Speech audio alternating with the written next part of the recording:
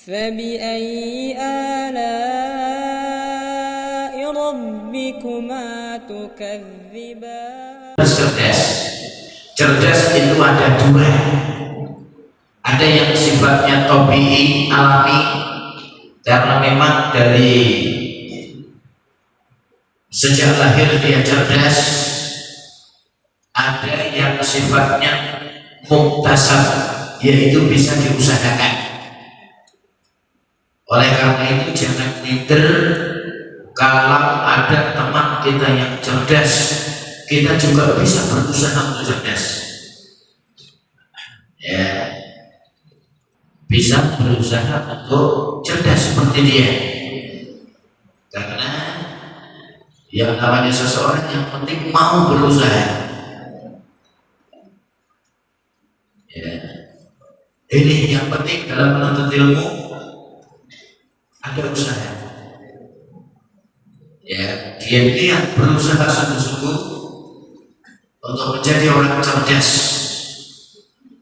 Zakain wa hirsin.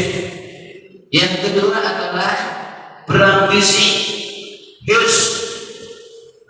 Kata Rasul sallallahu alaihi wasallam kepada sahabat yang mulia Abdullah bin Abbas radhiyallahu anhuma, ihris ala ma yanfa'uka wasta'in billah. Berambisilah terhadap hal-hal yang bermanfaat bagimu dan mohon pertolongan kepada Allah.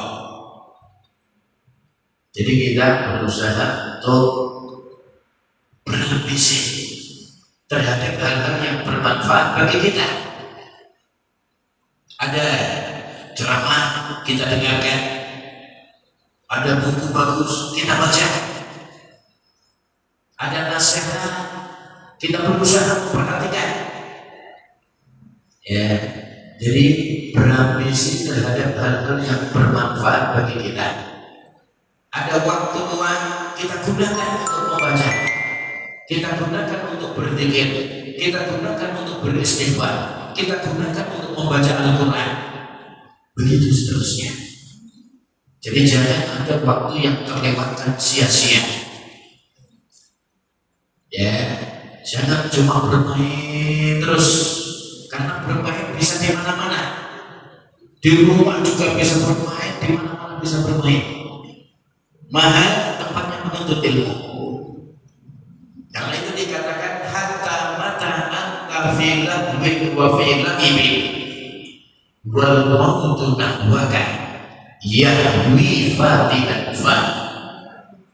Sampai kapan kamu bermain-main dan bercanda, sedangkan kematian itu sudah yahwi fatihan fa wal mautu nahwaka, dan kematian terhadap kamu itu sudah siap menerkam kamu. Artinya mumpung kita masih hidup, gunakan waktu dengan sebaik-baiknya. Ya, berambisi terhadap hal-hal yang bermanfaat bagi kita. Ya, jadi jangan gunakan waktu sia-sia, apalagi untuk tidur terus. Di majelis ilmu tidur, ya, di kamar tidur, ya, halaqah tidur, jangan. Itu, ya, bukan penuntut ilmu, ya, itu kan tidur itu, ya. Berusaha menuntut ilmu di mana saja dia menuntut ilmu. Zakain wa hirsin wa ijtihadin. Yang ketiga ini bersungguh-sungguh.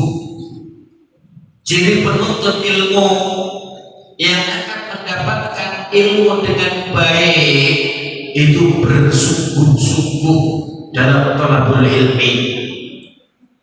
Di antara bentuk kesungguh-sungguhan thalabul ilmi, memperhatikan sarana-sarana untuk menuntut ilmu. Ya, buku-bukunya, kitab-kitabnya, pulpennya dipersiapkan dengan baik. Ini bentuk kesungguh-sungguhan dalam menuntut ilmu. Apalagi dikatakan al ilmu sayyidun wal kitabatu qayduhu. Ya, sayyiduhu. Sayyidu apa? Ya. Al ilmu sayyidun, ilmu itu adalah buruan, wal kitabatu qayduhu, dan tulisan adalah pengikatnya. Qayyidu suyudakum bil kitabah, maka ikatlah buruan kalian dengan tulisan. Jadi ilmu itu ditulis, ya, dicatat, ya, itu yang namanya ilmu supaya tidak hilang. Karena kita akan menuntut ilmu yang mendengarkan dari beberapa ustaz-ustaz. Ya, jadi numpuk terus, kalau nggak dicatat lupa. Ya, al-fatul ilmi an-nisyan, penyakitnya ilmu itu lupa. Oleh karena itu, supaya tidak lupa, kita murojaah. Bagaimana bisa murojaah kalau nggak ada kitabnya, nggak ada catatannya? Oleh karena itu diingatkan, ya, oleh Imam Sufyan Ats-Tsauri, Imam Abu Abdullah Sufyan bin Masruq bin Habib Ats-Tsauri, terkenal dengan sebutan Imam Sufyan Ats-Tsauri, salah seorang ulama besar ahli hadis yang lahir pada tahun 97 Hijriah, meninggal tahun 161 Hijriah. Beliau mengatakan apa? Diriwayatkan juga oleh Imam Abdullah bin Mubarak, pemilik kitab Zuhud, yang lahir pada tahun 118 Hijriah, meninggal tahun 181 Hijriah. Mereka berdua mengatakan awalul ilmi al-insaf, awal sampainya ilmu kepada diri seseorang yang pertama al-insaf, yaitu memperhatikan. Kalau seseorang itu mau memperhatikan, ciri-ciri ilmu akan sampai kepadanya. Itu kalau memperhatikan. Yang kedua al-istimah, berusaha mendengarkannya. Ya, jadi kalau dia perhatian terhadap ilmu, perhatian majelis ilmu, segera hadir, ya, kemudian dia berusaha untuk mendengarkannya. Kemudian yang ketiga al-fahm, berusaha memahami apa yang didengarkannya, ya. Kemudian yang keempat adalah al-kitabah, berusaha menulis apa yang sudah dipahaminya.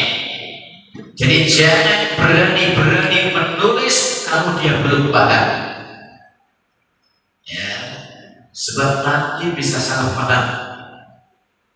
Ya, apakah dia sering murojaah?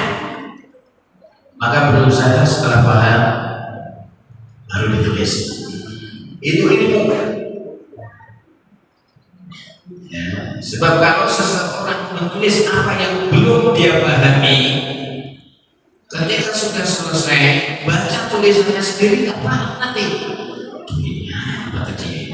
Ya, itu diingat, awal sampainya ilmu kepada diri seseorang, awalul ilmi al-insaf, menaruh perhatian, sumal istimah, kemudian mendengarkan, sumal faham, kemudian berusaha memahami, sumal kitabah, kemudian berusaha menulisnya, sumal hifz, kemudian berusaha menghafalnya.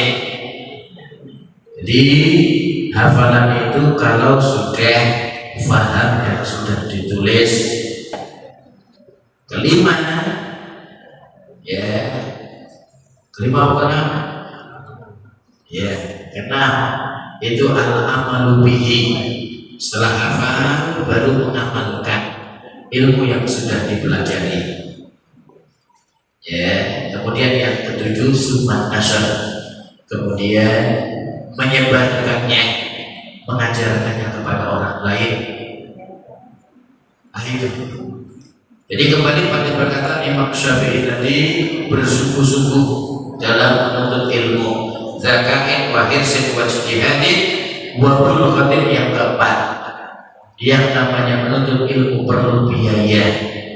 Biaya untuk beli seragam, biaya untuk beli pulpen, biaya untuk beli buku, ya biaya ya ketika menuju ke ma'had yang menggunakan transportasi, ya atau mungkin ada ya biaya-biaya lain, ya itu memang menuntut ilmu perlu biaya. Yang kelima, wasuhbati ustadi, yaitu mempergauli ustadznya dengan baik, ihtiram al-asatid, ya menghormati para ustadznya, ya mempergauli ustadznya dengan baik. Dan yang keenam adalah waktu di zaman menuntut ilmu itu lama waktunya, karena itu diperlukan kesabaran. Baik, ini yang perlu diingatkan, ya mudah-mudahan kita ya bisa mencerna dan memahami apa yang saya sampaikan sebagai ya nasihat. Sekali lagi bersungguh-sungguhlah di dalam menuntut ilmu, ya sabarlah dalam menuntut ilmu, ya karena ya menuntut ilmu banyak cobaannya, ya karena itu sekali lagi sungguh-sungguh dan sabar itu sangat diperlukan. Demikian, wallahu ta'ala a'lam bishawab. Usikum wa nafsi bitaqwallah wa sallallahu ala Muhammadin wa ala alihi wa ashabihi ajma'in. Wassalamualaikum warahmatullahi wabarakatuh. فبأي آلاء ربكما تكذبان